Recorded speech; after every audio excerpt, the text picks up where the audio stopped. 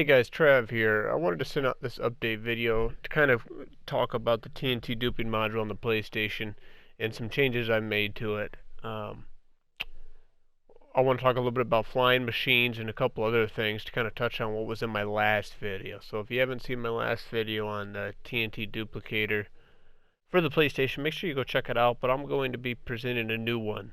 The last few weeks I've been working on creating a world eater for the PlayStation.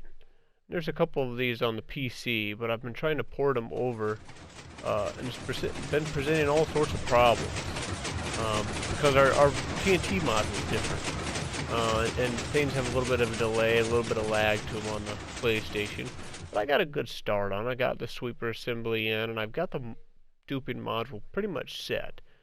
But it's kind of presented some challenges, and I came up with a couple creative solutions that I want to share with you guys. So if you remember from last time, let's go on over here, and let's get what we need for our duper. Okay, so we're going to need tracks.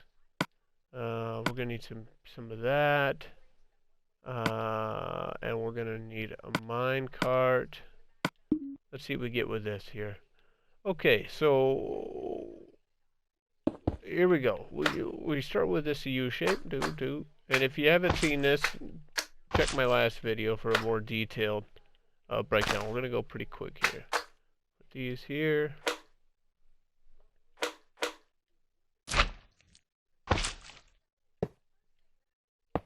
And what I've been finding lately on these regular mine carts, I first ran into the problem with my tunnel bore. If ever you get to a point where these carts are sliding off, try using a minecart with furnace. It seems to be a little bit more stable. So anyway, here was our old TnT duper, and to use it,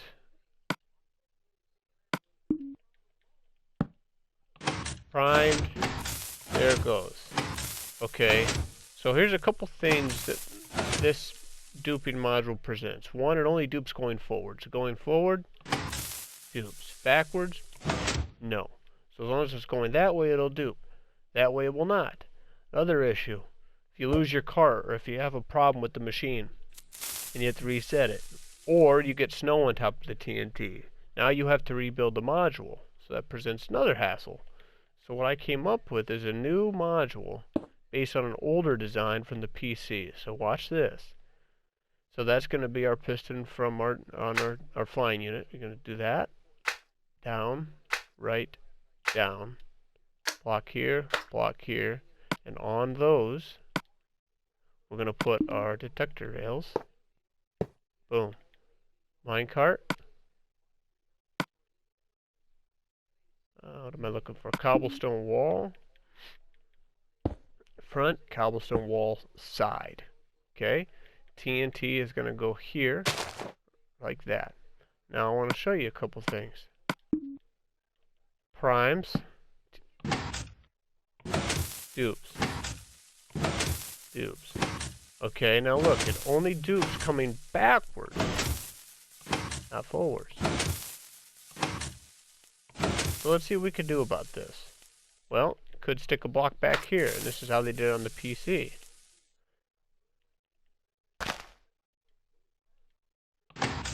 Primed, backwards, forwards, back, forwards, back. Now the problem with this is look at the push, the momentum it's gaining as it goes forward. That's not going to work. So let's try replacing this with a normal block. And the fantastic thing about this machine, if for some reason it resets and the TnT falls because it gets updated, it's that simple. Throw another one right there and you're good to go. I don't have to rebuild it. Now let's try this. Back, or primed, back, forward, back, forward. So it's a two-directional duper. So this is going to be the new one I'm going to be using. And it can be pushed in all directions. And the only thing I'll bring up here is when you want to push this down, push down on the cart. Down on the cart.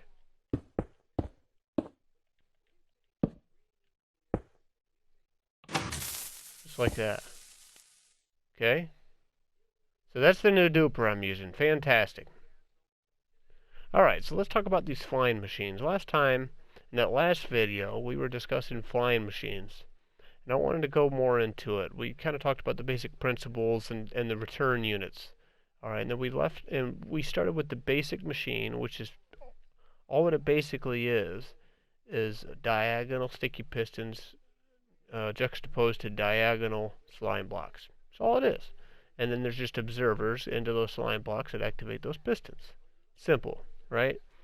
And then our return unit, the one we liked in the last video, was just adding another slime block in an up-facing observer so that down the line it could update this piston, and then that would update this observer, which would send the unit back. Okay, and this works well. And then I showed you guys a couple other examples. And check the last video if you need a refresher. And here's another one for you. This one's using the piston as the update mechanic. It updates this front observer, which updates the back, which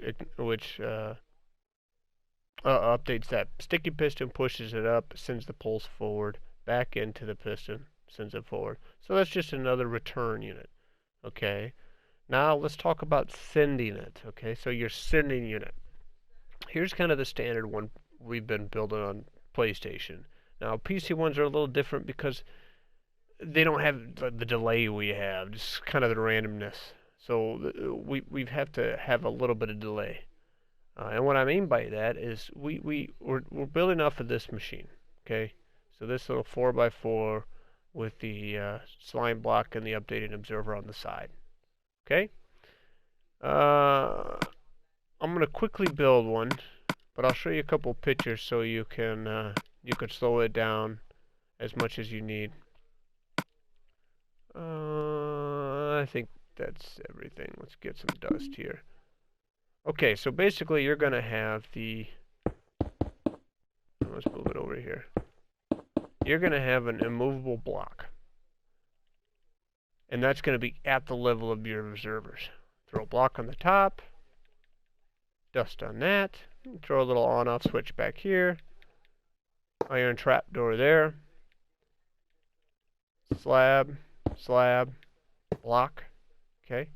And then another trapdoor here. 1, 2 slabs.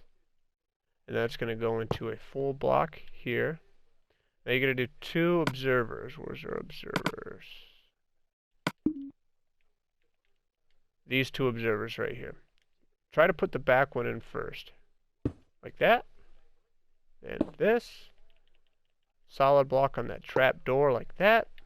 Repeater going in and out. Dust, dust. Okay?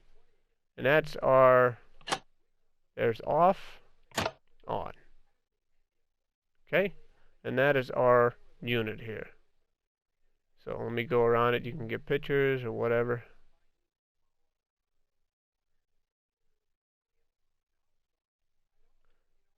And it works off of these observers updating from that side observer and sending the pulse to the back to send it off, because when it's all connected like this, you have to update that back observer to send it forward. So let me get this out of the way so you can see this other unit.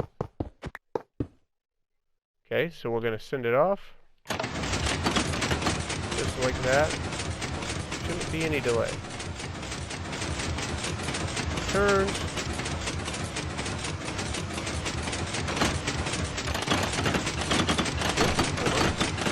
Sometimes it does it if you mess with the delay. Let's send it off, have it come back and try it again. No biggie.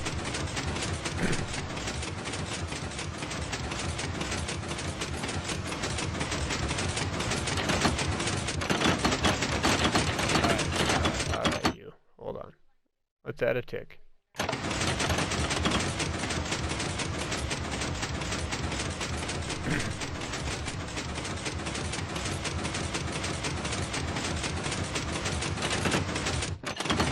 There we go. Okay, here, let me get my map out of the way.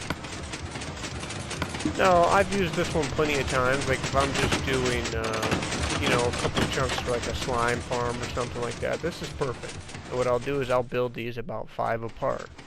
So 1, 2, 3, 4, 5. And I'll build the next one. Okay, and I'll do as many of those width-wise that I need. That works fine. The only issue with them is obviously because it has redstone components, it can't be moved. It can't be pushed up and down. And that's kind of the hassle I'm working with over there. And maybe that stuff will be further down the pipe. I still got some kinks to work out. But the last thing I want to kind of impart to you guys beyond that sending unit is just I want to talk more about this flying machine because it's important you guys can conceive the concept of it. I know we kind of brushed through a lot of this last time. It's because I don't want you guys to think there's only one way of doing it. The basic idea with these flying machines is opposing or diagonal sticky pistons and diagonal slime blocks. Okay, and then they just need to be powered with observers. So you can have them horizontal like that, so flat, or you can move them vertically like this. All right, and that allows you to well, it allows it to have a few advantages. One, the problem with this machine is with the observers facing up, they're not protected from snow. Okay, so I got a couple examples over here. This one obviously isn't, but this is just to show you. You just need your observer pointing into these slime blocks. That's all. Here's an example that would be snowproof. Okay, so let's go ahead and send these off. Updating the back observer.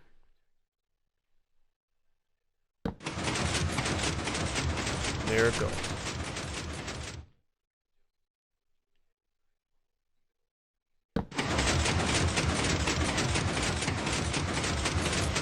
And there it comes back. This design goes back. The one thing I could do is I can move this observer to the side here. And that would allow me to, I'm going to go ahead and move this stuff around. Need that. That would allow me to have my sticky piston up front here.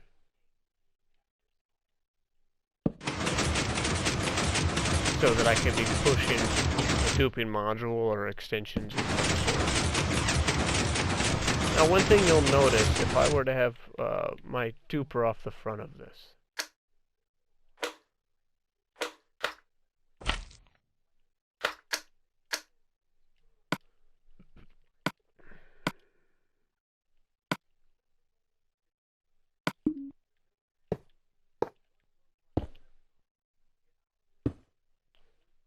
Okay, let's do this. And what am I trying to do here? Let's put that on there. All I want to do, just for demonstration's purposes, I'm going to add enough blocks to this. So it hits the limit right there. Okay, so those walls are just demonstrating the cart, the TnT, and the block in the back. Okay, so the issue with this is if it returns like that, then this isn't going to go. Okay, because that is past its push limit because it's considering this all as one tool, one machine. Okay, so the one way we can get around this, the thing of it is this piston up here needs to be updated again, and it needs to create this one block of separation. And that's the only way this is going to go. So one way we can get around this is by stopping this one block short. So I could do that, putting terracotta there. The nice thing about terracotta could be pushed with pistons, but not pulled.